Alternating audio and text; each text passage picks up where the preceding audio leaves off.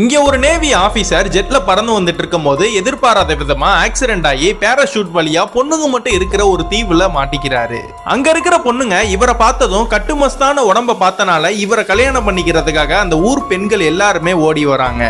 அங்க இருந்து தப்பிச்சா போதும்னு அங்க உள்ள ஒரு ஆத்துக்குள்ள குதிச்சா எல்லா பெண்களுமே இவரை சுத்தி வளைச்சிடுறாங்க. அதுக்கப்புறம் நடுவுல அவரை வச்சு நீ நானு போட்டி போட்டுக்கிறாங்க. இவர் பெரிய ஆர்மி ஆபீசரா இருக்கவும் அங்க உள்ள எல்லா பெண்களையுமே இவரோட கண்ட்ரோல்குள்ள கொண்டு வந்து ஒரு பெரிய படையை உருவாக்கிடுறாரு. ஆனா இவர் எவ்வளவுதான் ட்ரை பண்ணாலும் அத்தனை பேரையும் இவரால சமாளிக்க முடியல. ஒருத்தருக்கு ஒருத்தர் நாதான்னு போட்டி போட்டுக்கிட்டு பாசமா பாத்துக்கிறாங்க. இவர் மேல பூவனா வச்சுவிட்டு ஒரு பல்லாக்குல இவரை ஏத்தி உட்கார வச்சு இந்த தீவை சுத்தி காமிக்கிறதுக்காக எல்லா பெண்களுமே இவரை தூக்கிட்டு போறாங்க. இதெல்லாம் பார்த்ததுமே இவரே டயர்ட் ஆயிடுறாரு. அந்த தீவுல இருக்கிற எல்லா பெண்களும் ஒரு சிலைய கடவுளா நினைச்சு கும்பிடுவாங்க. அங்க இருக்கிற அந்த சிலைக்குள்ள இவர் உட்கார்ந்துகிட்டு கடவுள் மாதிரியே பேசி இவங்கள்ட்ட இருந்து தப்பிச்சிடலான்னு பாக்குறாரு. ஆனா அதையுமே அங்க இருக்கிற பெண்கள்லாம் கண்டுபிடிச்சிடுறாங்க.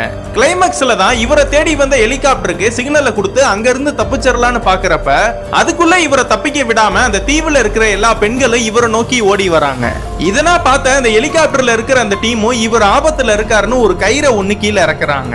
அதை புடிச்சுக்கிட்டு இவரை மேல வர சொல்றப்ப அந்த பெண்கள்லாம் இவரோட காலை புடிச்சு இழுக்க ட்ரை பண்றாங்க.